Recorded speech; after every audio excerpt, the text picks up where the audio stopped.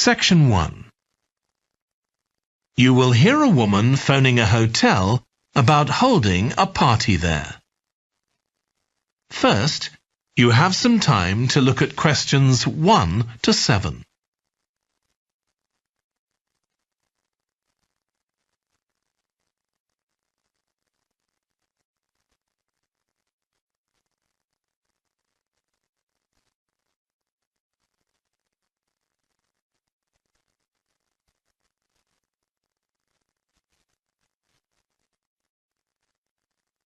Now we shall begin. You should answer the questions as you listen, because you will not hear the recording a second time. Listen carefully and answer questions 1 to 7. Good morning, Clare House Hotel. Andrew speaking. I'm the events manager. Good morning, Andrew. My name's Samantha. I'm arranging a party for my parents' 50th wedding anniversary, and I'm ringing to ask about hiring a room sometime next September. Also, my parents and several of the guests will need accommodation. OK, I'm sure we can help you with that. Will you be having a sit-down meal or a buffet? Probably a sit-down. And do you know how many people there'll be? Around 80, I think. Well, we have 2 rooms that can hold that number. One is the Adelphi room. That can seat 85, or hold over 100 if people are standing for a buffet. Right. If you have live music, there's room for 4 or 5 musicians in the gallery, overlooking the room. Our guests usually appreciate the fact that the music can be loud enough for dancing, but not too loud for conversation. Yes, I really don't like it when you can't talk. Exactly. Now, the Adelphi room is at the back of the hotel, and there are French windows leading out onto the terrace. This has a beautiful display of pots of roses at that time of the year. Which direction does it face? Southwest. So that side of the hotel gets the sun in the afternoon and early evening. Very nice. From the terrace, you can see the area of trees within the grounds of the hotel, or you can stroll through there to the river. That's on the far side, so it isn't visible from the hotel. OK. Then another option is the Carlton room. This is a bit bigger. It can hold up to 110 people. And it has the advantage of a stage, which is useful if you have any entertainment, or indeed a small band can fit onto it. And can you go outside from the room? No, the Carlton room is on the 1st floor, but on one side the windows look out onto the lake. Lovely. I think either of those rooms would be suitable. Can I tell you about some of the options we offer in addition? Please do. As well as a meal, you can have an MC, a master of ceremonies, who'll be with you throughout the party. What exactly is the MC's function? I suppose they make a speech during the meal, if we need one, do they? That's right. All our MCs are trained as public speakers, so they can easily get people's attention. Many guests are glad to have someone who can make themselves heard above the chatter. And they're also your support. If anything goes wrong, the MC will deal with it, so you can relax. Great. I'll need to ask you about food, but something else that's important is accommodation. You obviously have rooms in the hotel, but do you also have any other accommodation? Like cabins, for example? Yes, there are 5 in the grounds, all self-contained. They each sleep 2 to 4 people and have their own living room, bathroom and small kitchen. That sounds perfect for what we'll need. Before you hear the rest of the conversation, you have some time to look at questions 8 to 10.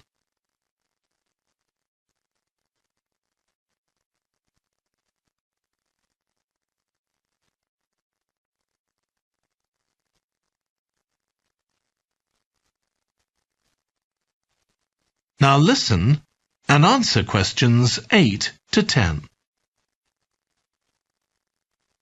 Now, you have various facilities, don't you? Are they all included in the price of hiring the room? The pool, for instance? Normally, you'd be able to use it, but it'll be closed throughout September for refurbishment, I'm afraid. The gym will be available, though, at no extra charge. That's open all day from 6 in the morning until midnight. Right. And the tennis courts, but there is a small additional payment for those. We have 4 courts, and it's worth booking in advance, if you possibly can, as there can be quite a long waiting list for them. Right. Now, could we discuss the food? This would be dinner around 7 o'clock. And Section 2. You will hear a holiday company representative talking to a group of tourists in a large hotel about things they can do during their holiday. First, you have some time to look at questions 11 to 16.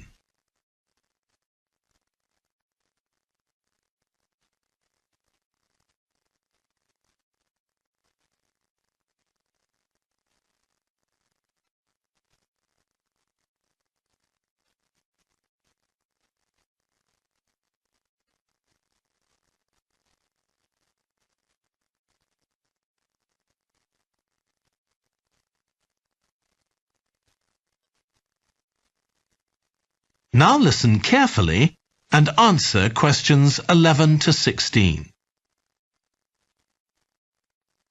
Hello everyone, I'm Jake Stevens and I'm your rep here at the hotel.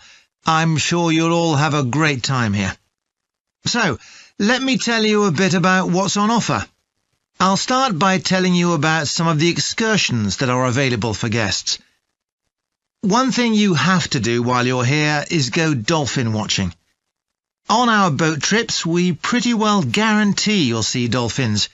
If you don't, you can repeat the trip free of charge. We organise daily trips for just €35. Unfortunately, there aren't any places left for this afternoon's trip, but come and see me to book for later in the week. If you're energetic, I'd recommend our forest walk. It's a guided walk of about 7 kilometres. There'll be a stop halfway, and you'll be provided with a drink and sandwiches.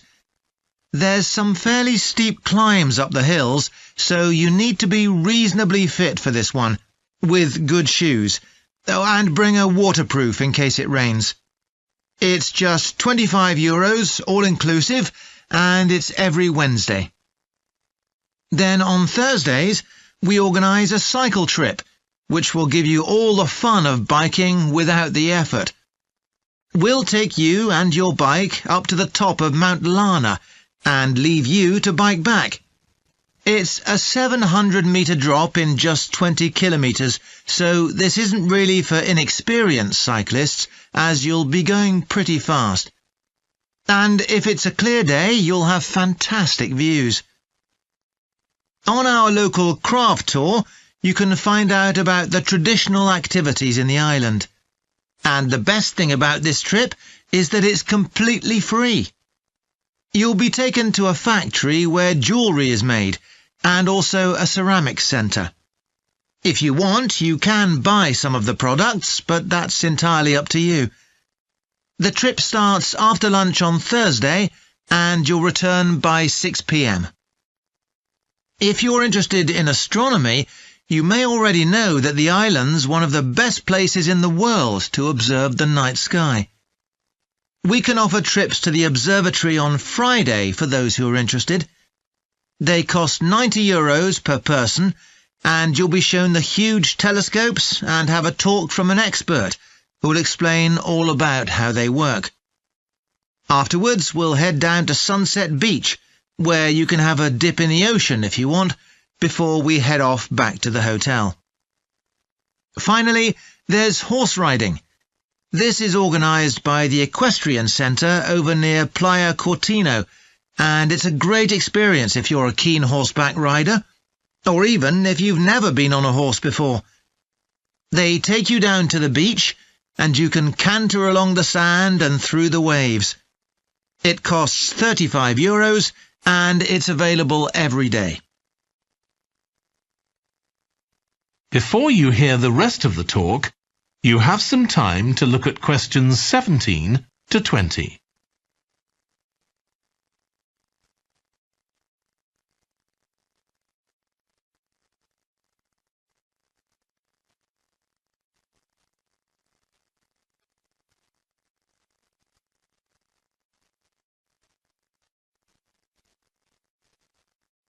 Now listen and answer questions 17 to 20.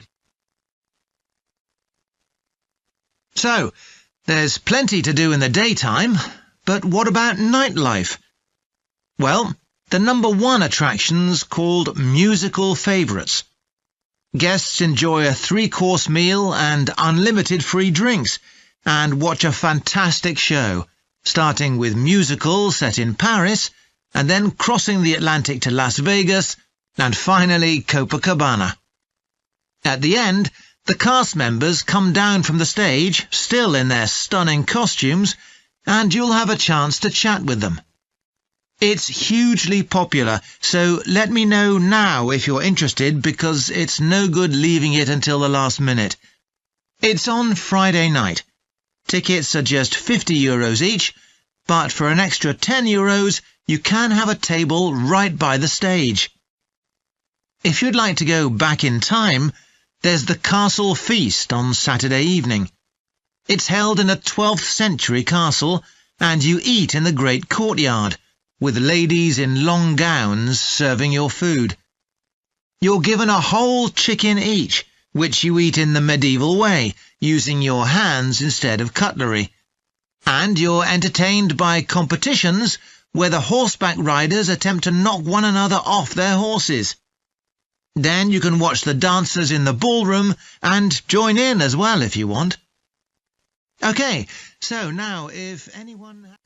Section 3. You will hear Stephanie, who is thinking about taking a 1-year course in children's literature, talking to Trevor, who is currently taking the course. First, you have some time to look at questions 21 to 25.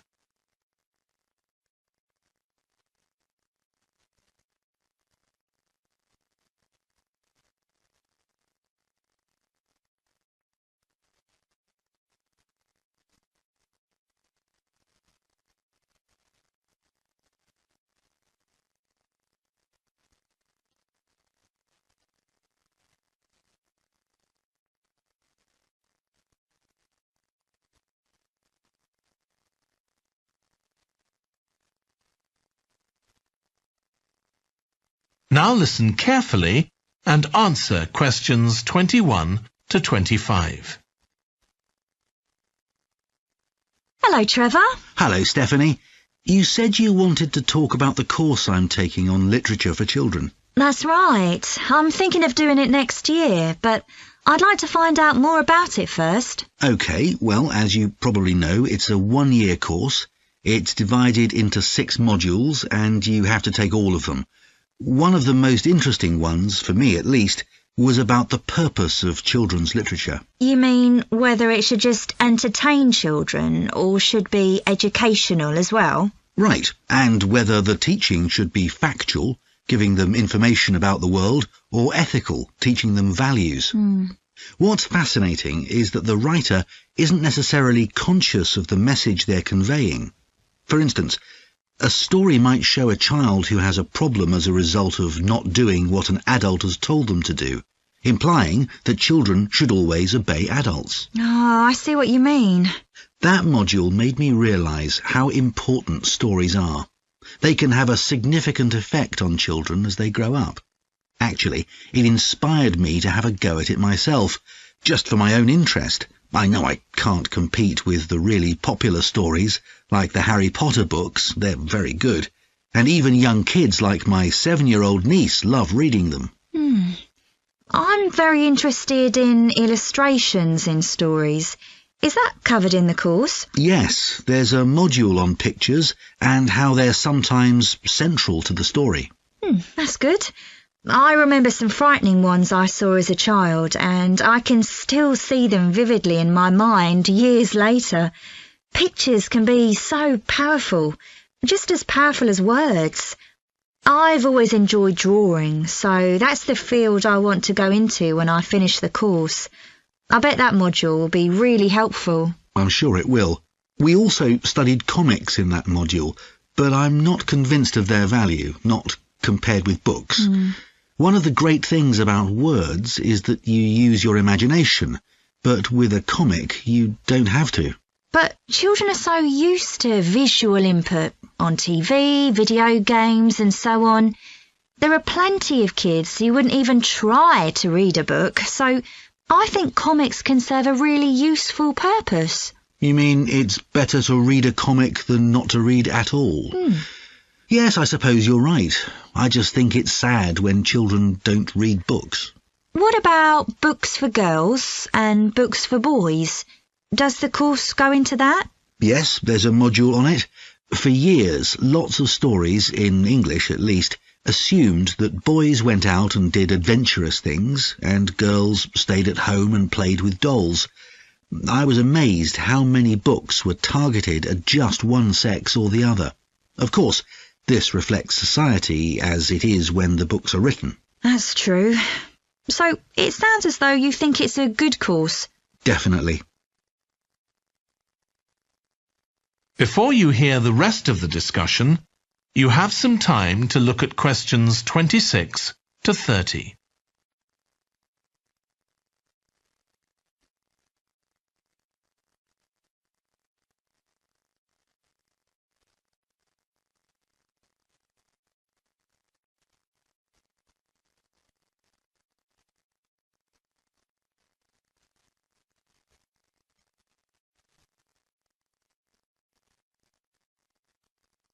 Now listen and answer questions 26 to 30.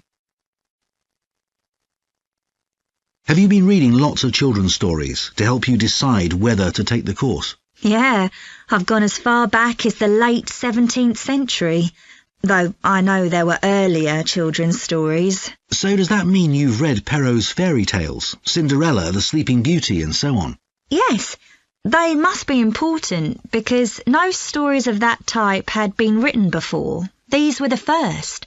Then there's the Swiss Family Robinson. I haven't read that. The English name makes it sound as though Robinson is the family's surname, but a more accurate translation would be the Swiss Robinsons because it's about a Swiss family who are shipwrecked, like Robinson Crusoe in the novel of a century earlier. Well, I never knew that. Have you read Hoffmann's The Nutcracker and the Mouse King? Wasn't that the basis for Tchaikovsky's ballet, The Nutcracker? That's right.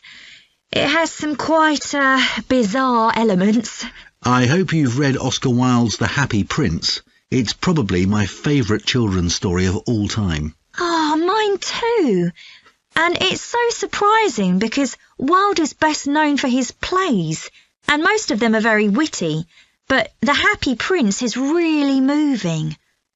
I struggled with Tolkien's The Lord of the Rings. 3 long books, and I gave up after 1. It's extremely popular, though. Yeah, but whereas something like The Happy Prince just carried me along with it, The Lord of the Rings took more effort than I was prepared to give it. I didn't find that. I love it. Another one I've read is Warhorse. Oh, yes, it's about the First World War, isn't it? Hardly what you'd expect for a children's story. Exactly, but it's been very successful. Have you read any... Section 4.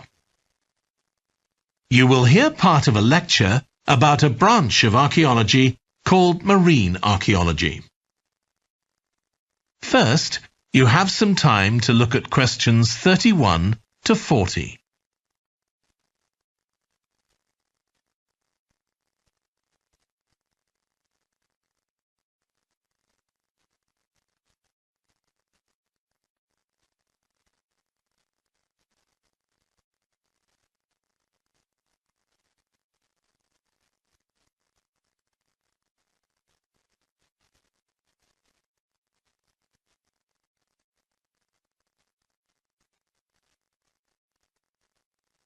Now listen carefully and answer questions 31 to 40.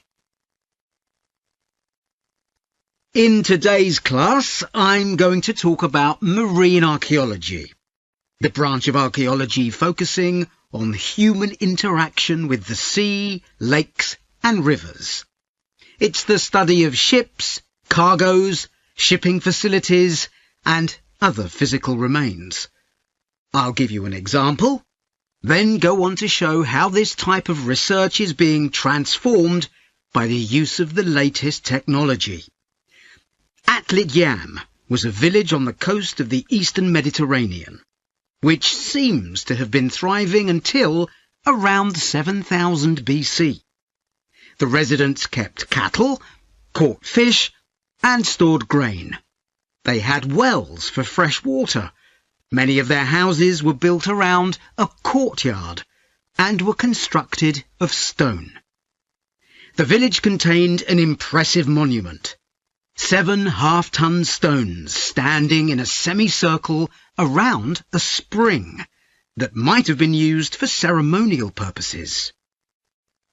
Atlit Yam may have been destroyed swiftly by a tsunami, or climate change may have caused glaciers to melt and sea levels to rise, flooding the village gradually. Whatever the cause, it now lies 10 meters below the surface of the Mediterranean, buried under sand at the bottom of the sea. It's been described as the largest and best preserved prehistoric settlement ever found on the seabed. For marine archaeologists, Atlit Yam is a treasure trove. Research on the buildings, tools, and the human remains has revealed how the bustling village once functioned, and even what diseases some of its residents suffered from. But of course, this is only one small village, one window into a lost world. For a fuller picture, researchers need more sunken settlements, but the hard part is finding them. Underwater research used to require divers to find shipwrecks or artifacts, but in the second half of the 20th century, various types of underwater vehicles were developed, some controlled from a ship on the surface, and some of them autonomous, which means they don't need to be operated by a person. Autonomous underwater vehicles, or AUVs, are used in the oil industry, for instance, to create maps of the seabed before rigs and pipelines are installed. To navigate, they use sensors, such as compasses and sonar. Until relatively recently, they were very expensive and so heavy that they had to be launched from a large vessel with a winch.